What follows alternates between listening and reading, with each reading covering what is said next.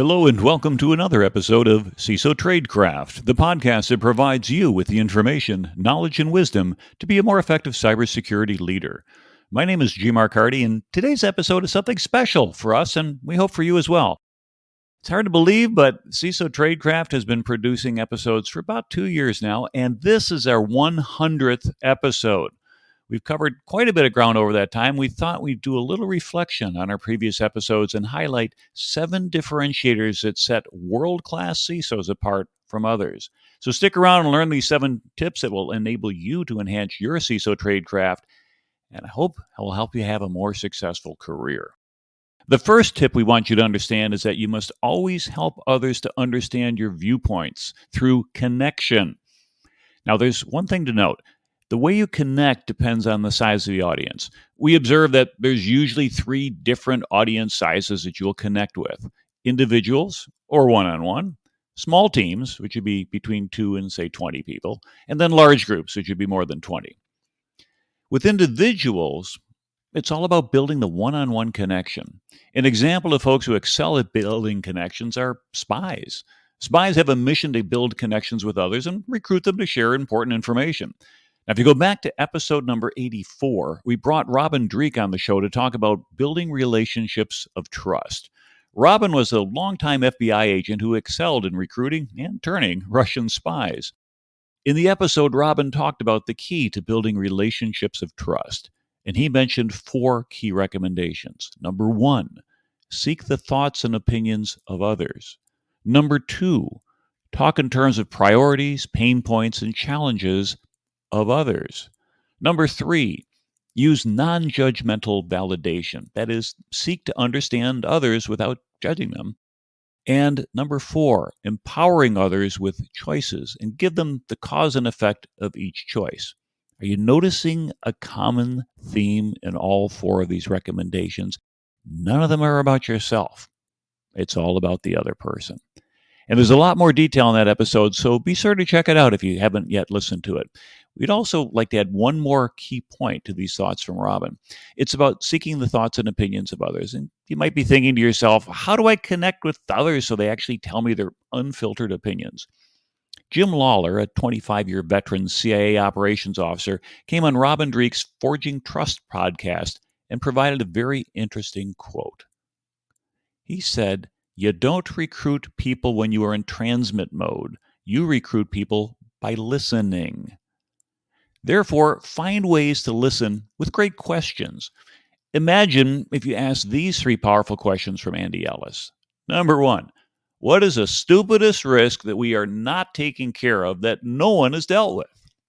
Number 2, what's the dumbest security control that gets in your way? Number 3, what is something that you wish we did better in security? Now, after you ask these 3 questions, take Jim's advice and just listen. We mean to actively listen to every word coming off the other person's lips. Don't just listen for the purpose of responding right away and providing your opinion and guidance. Remember, good listeners are very hard to come by, and it's uncommon to find people who really take an interest in others. So, listen with the purpose of understanding what the other person wants, not what you intend to say right back. When you care enough to truly listen, people feel heard, and this generates a connection.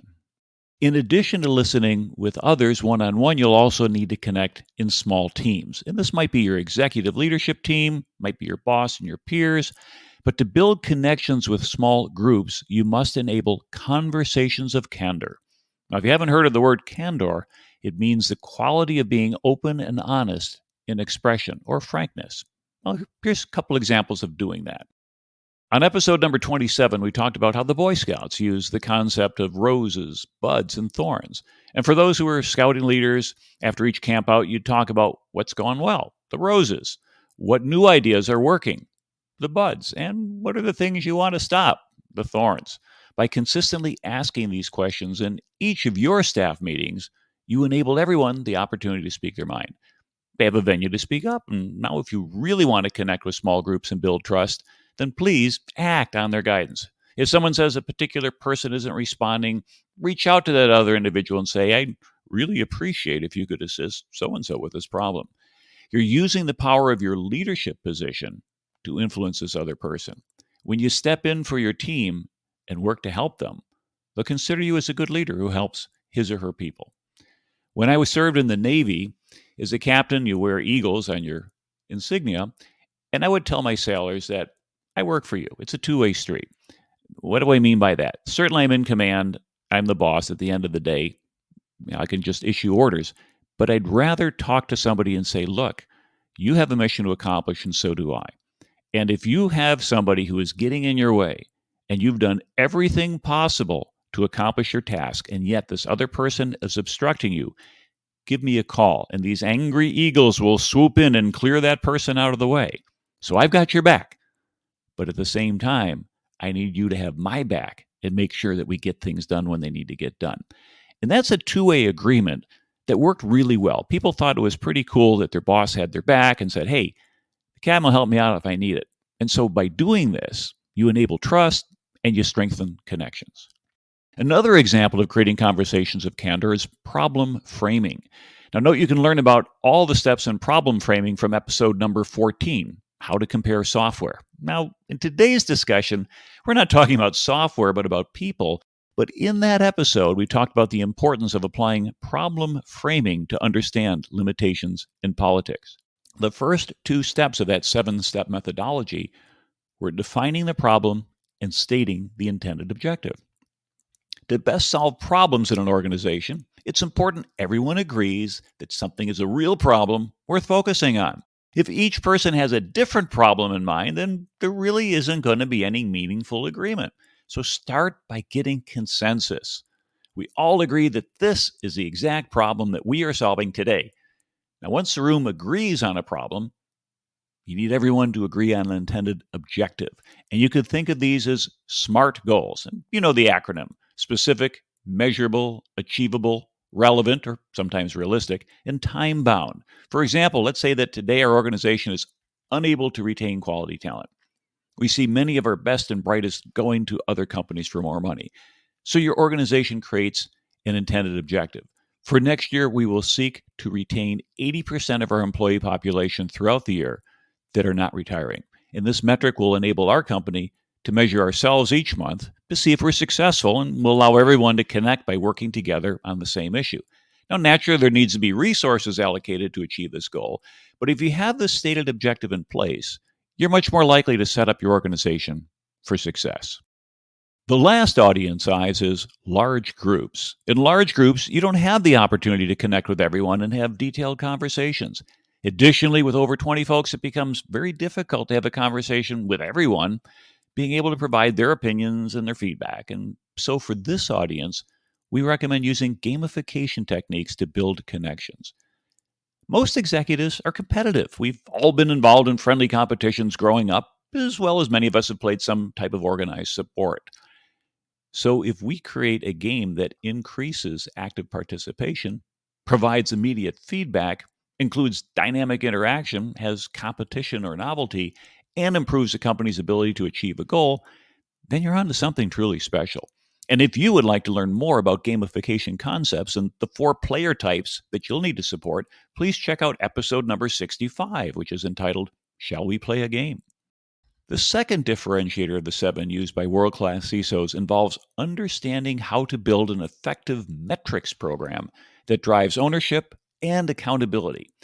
If there isn't someone accountable, then chances are the project's going to fail. So we need to have an accountable party and a good metric to show progress. Remember, that which gets measured gets done, and that which gets done well gets funded again. So to create good metrics, we want you to use the 4 lines approach. Every metric needs a start line, a trend line, a goal line, and a timeline. See, a metric needs to have a start line to show the current status of where the organization is right now.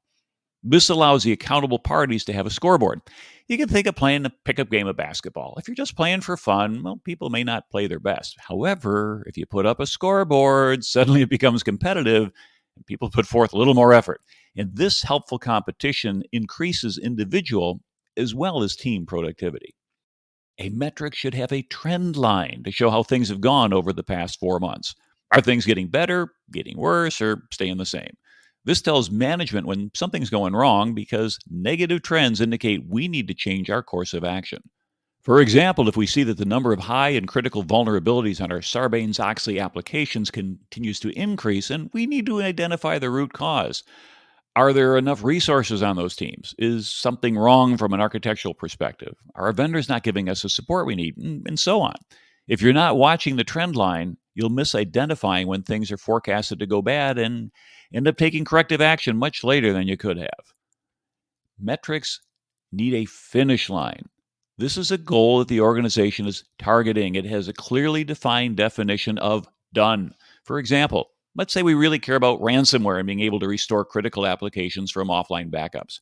We need to be specific on our restoration capabilities. If a server goes down, do we have 4 hours, 8 hours, 24 hours, or more before it catastrophically impacts the business?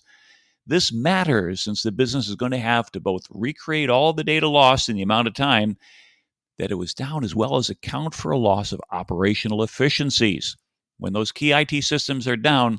And compliance can have a big impact on this as well. So make sure you know your requirements. And lastly, metrics also need a timeline. We need to set a time to which we hold people accountable for reaching the finish line. Goals or definitions of done might go on forever, which isn't what you want. You want results, and that comes from accountability. And therefore, ensure every task has a clear owner with a clear deadline. Note, if you want to hear more about these 4 lines, please check out episode number 69 on aligning security initiatives with business objectives. The third differentiator of 7 for World Class CISOs is understanding the shift between being competent versus being effective.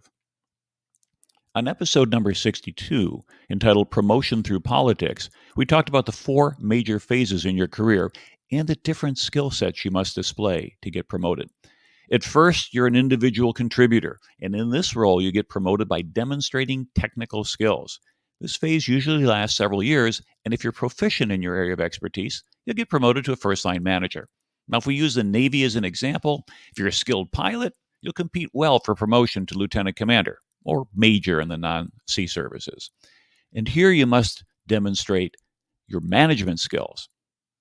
You're going to execute the budget, you have to manage paperwork effectively, you have to meet deadlines. And if you learn and do all this well, you get to become a manager of managers and are welcomed into middle management. Now, back in the Navy, if you do well as a department head, you'll be a strong candidate to promote to commander or lieutenant colonel and select for executive officer, then potentially for commanding officer.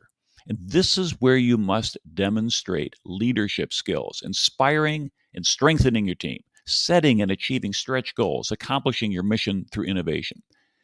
Now, today, less than half of those officers will be offered a promotion to captain or colonel. And if you've seen the Top Gun Maverick movie, you'll see that Tom Cruise's character as a captain does all these things. He portrays a seasoned leader, building a team, teaching teamwork skills, inspiring confidence, leading by example rather than just playing a hotshot pilot competing against his peers as he did in the first movie. Although he still is the best of the best in the cockpit, but I don't want to spoil any of the plot if you still want to see it. Now, this is where you get some of the most rewarding opportunities in your career, leading men and women in accomplishing great tasks. Now, many careers will top out here. Brigadier General Jeremy Horn writes in his article, The 10 Secret Rules of the Colonel, that, quote, colonel is the last rank that you can make through personal effort. Everything from here on out is luck and timing, quote. He's right, and that's going to be true in civilian careers and corporate careers as well as government and the military. Invitations to the executive suite, known in the Navy as being a flag officer, requires excellence in your record, your reputation, and your relationships. And if you want to read some more about my thoughts on that topic, look up my article on running up the flagpole, something I wrote about Navy careers back in 2005. Now, finally, if you're lucky and you haven't burned too many bridges, you get welcomed into the executive suite.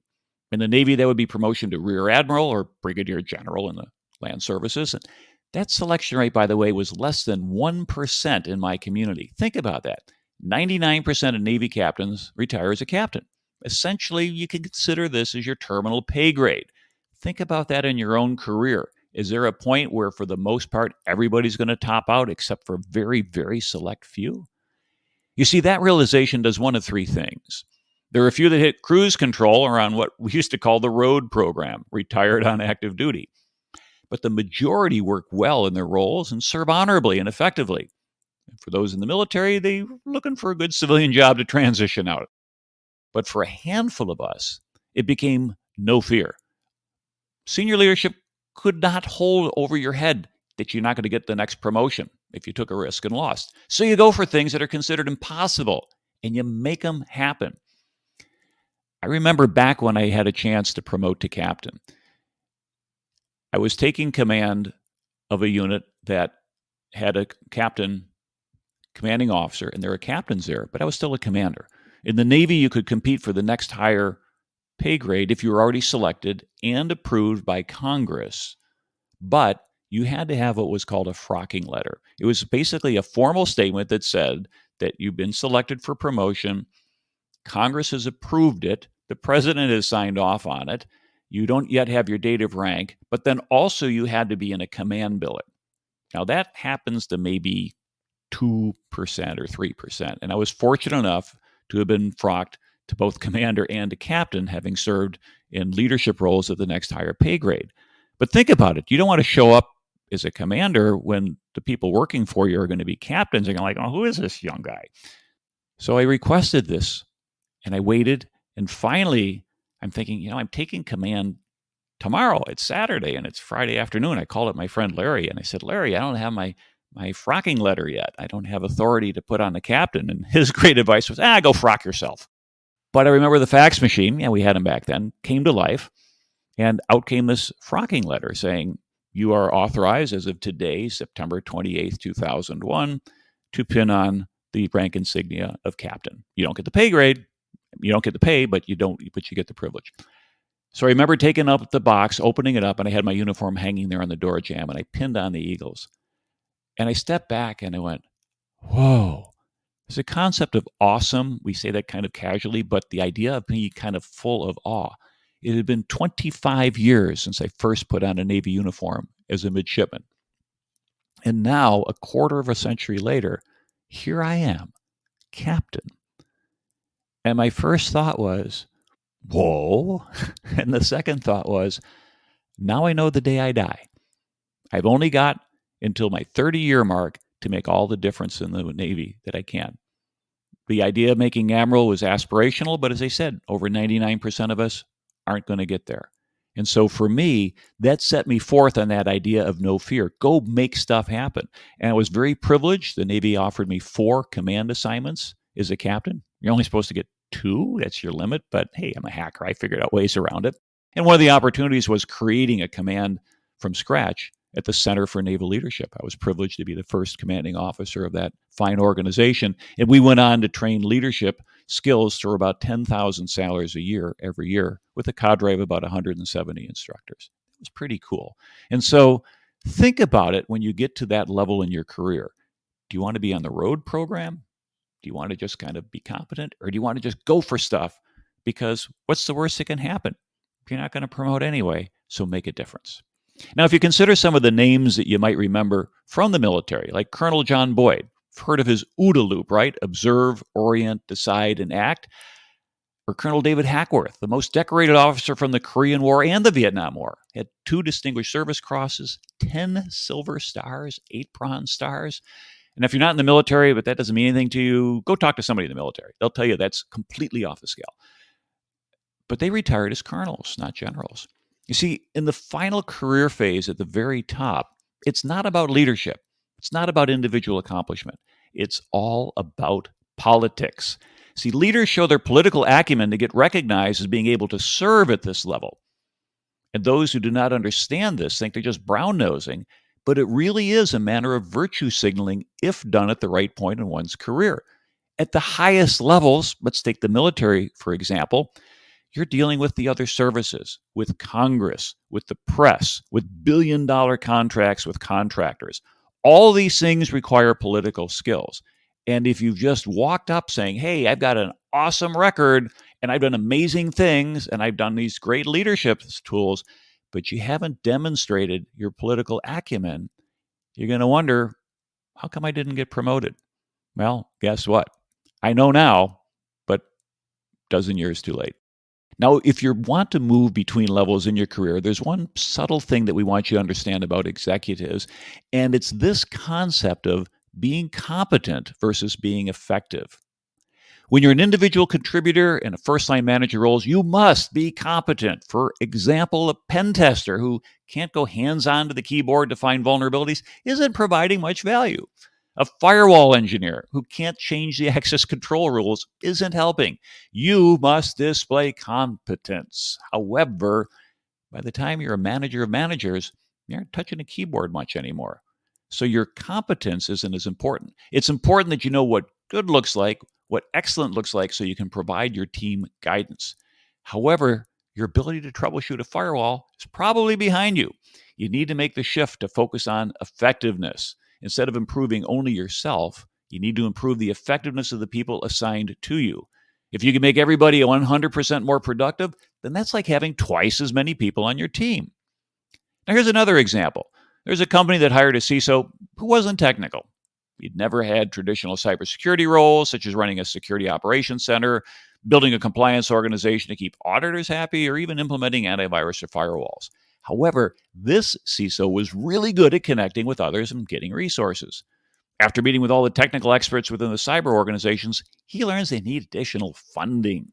So he plays around a golf with the CEO and gets the resources necessary to increase the team size to the appropriate levels.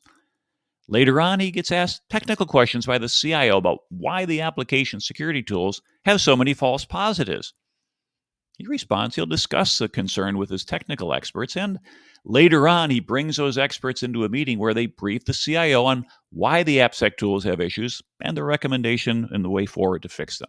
And this resolves the CIO concerns. Now, I mention this story because the CISO was not competent as an application security expert. However, he was extremely effective in his role. Now, of course, competent CISOs can do more, but the main point we want you to understand is at the executive level, you need to spend your time learning how to get things done more effectively, and you do this by enabling or coercing, in some cases, others to accomplish the work, not by becoming increasingly competent as a technical contributor. The fourth differentiator of world class CISOs is they are amazing communicators. Who wants to listen to a boring presentation? The answer is no one. So don't be that type of speaker. Imagine you're a world class communicator that your CXO peers love hearing from. Now, that type of speaker is going to get invited to talk again and again. And when that happens, you get the opportunity to influence, to change behavior, to discuss high priority risks, and to be seen. And this is all goodness. On episode number 61, we talk about presentation skills and how to give great presentations. And we discuss a J.P. Phillips TED Talk that explains if you want listeners to remember your talk, try adding a cliffhanger. If you want to build trust with a team, then tell something vulnerable about yourself. And finally, if you want people to be focused and relaxed, maybe try to be overly dramatic or funny. But don't force the funny. If you're not funny, I'll accept that, please. But also, don't just try to communicate via email and PowerPoint. In episode number 75, Avoiding Death by PowerPoint, we talk about using escape rooms or tabletop exercises and polls to create unique experiences that others will enjoy. Mix it up a little, and you'll improve your ability to influence others. The fifth differentiator that sets up world-class CISOs for success is they align security initiatives with business objectives.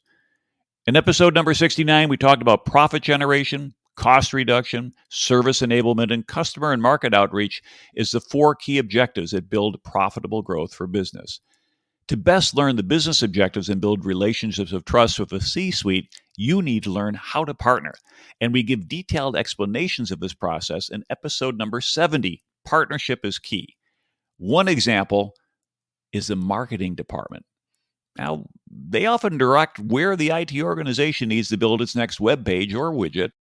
However, marketing folks are often not technical. Now imagine if you're the CISO that really gets on well with them, so you and they both partner together to identify a way to send marketing material via text and social media platforms such as TikTok or WeChat and others. And marketing estimates that this will create millions of dollars of new sales.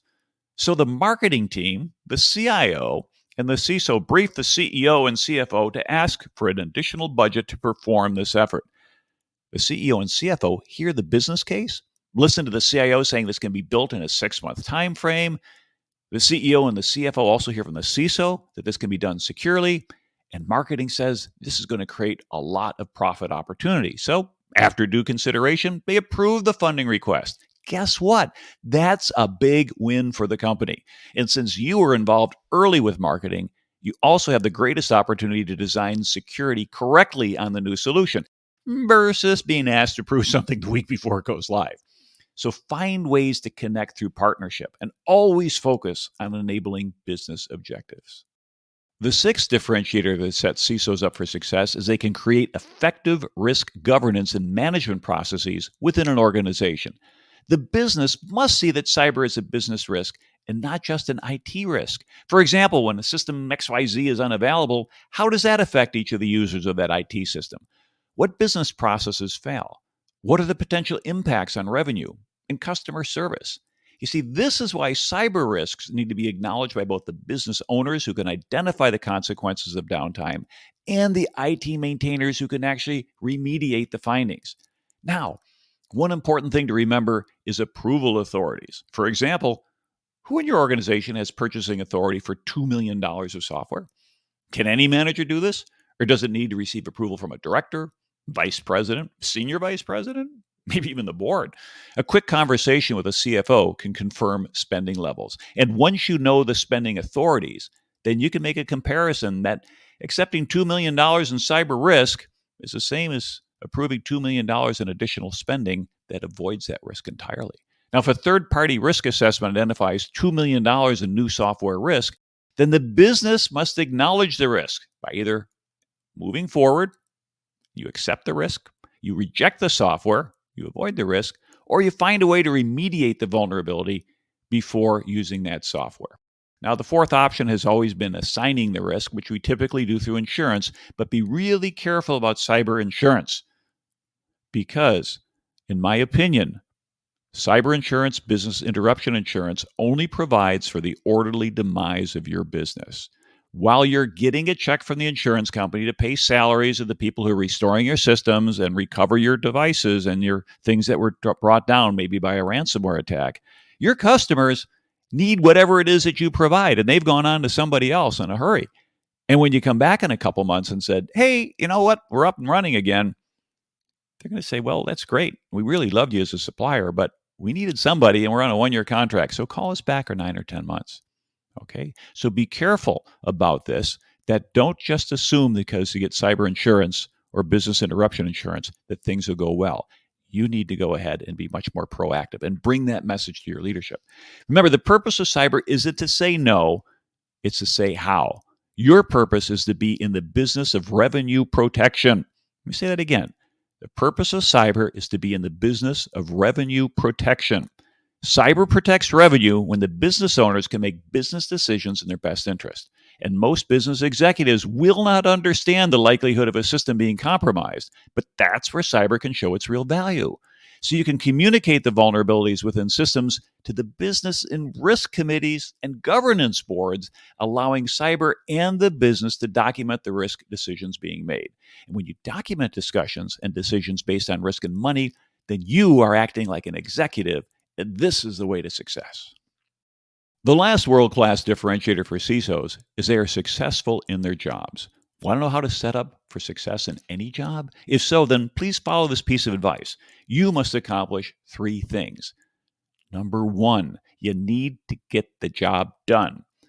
If others refer to you as a closer for finishing the jobs, then you build trust. When leadership knows they can trust you with little things, you get bigger responsibilities. Mission accomplishment is the coin of the realm. The second thing to being successful in any job is you must cover all the angles. Never let an overlooked detail derail you. Good executives run efficient programs and projects that finish on time and within budget. And when things don't go as forecasted, there should not be a big surprise to anyone since you keep a close watch on all the details. Now, if you keep track of the details and think things through, then you can be successful. But you succeed in this area by creating a culture of no fear, and specifically of not shooting messengers. Are your people confident they can come to you early with potential issues for situational awareness, consideration, or even possible resolution? Can even the most junior person speak up and point out what might be a problem? Now, if it isn't a problem, don't cut them down and say, "You stupid idiot, you're a rookie, you don't know what's going on. I'm the boss, I know what's going on." Because you'll never hear from them again. And don't let anybody else on your team cut down a new person either. That's really important. But you want to patiently point out that issue is already covered. But thank you for keeping your eyes open and for looking out for the organization. And if you see other potential problems, please continue to speak up. Validate people who show an interest in the outcome of your core objectives and the success of the business. Even if they find something that they think is a problem that you know isn't, don't cut them down. Help them understand what you know and bring them up, but continue to help them contribute, because you make better decisions when you don't have people afraid to bring you bad news. And I think we can all imagine a global leader today that none of us would want to approach saying, things aren't going well and according to plan. See, don't be that kind of boss. The final and most important thing to succeed in any job is to keep the customer happy. Remember, if the customer isn't happy, then it doesn't matter what you've done. The key thing to remember is determining who is the customer with every project. Sometimes it's your boss, sometimes it's a business, and sometimes it's actually an external corporate customer. If you know who that is and you keep them happy, then you usually have a high probability that you'll stay gainfully employed and will enjoy future success. Well, we hope you've enjoyed listening to the 7 ways that world-class CISOs set themselves up for success. Let's recap. Number 1, focus on building connections. Number 2, leverage effective metrics programs that drive ownership and accountability. Number 3, know that effectiveness is more valuable than being competent at the executive level, and know the 4 phases of your career: technical, management, leadership, political, and generate knowledge and skill in each of those as they come. Number 4, be a great communicator. Number 5, align security initiatives with business objectives. Number 6, create effective risk governance and management processes. And finally, number 7, practice the 3 tips to being successful in any job. Now, if you want to learn more great tips on being an effective CISO, please take a look at our GitHub page, which lists each of our podcast episodes under 10 high-level topics. And also note there's a link to each of the episodes we mentioned in our show notes. And finally, if you learn something that you like, please help us celebrate 100 episodes of CISO Tradecraft by leaving us a 5-star review on your favorite podcast platform. Those ratings really help us reach other security leaders. The more CISOs we can help, the more businesses we can protect. This is your host, G. Mark Hardy, and thanks again for listening. Stay safe out there.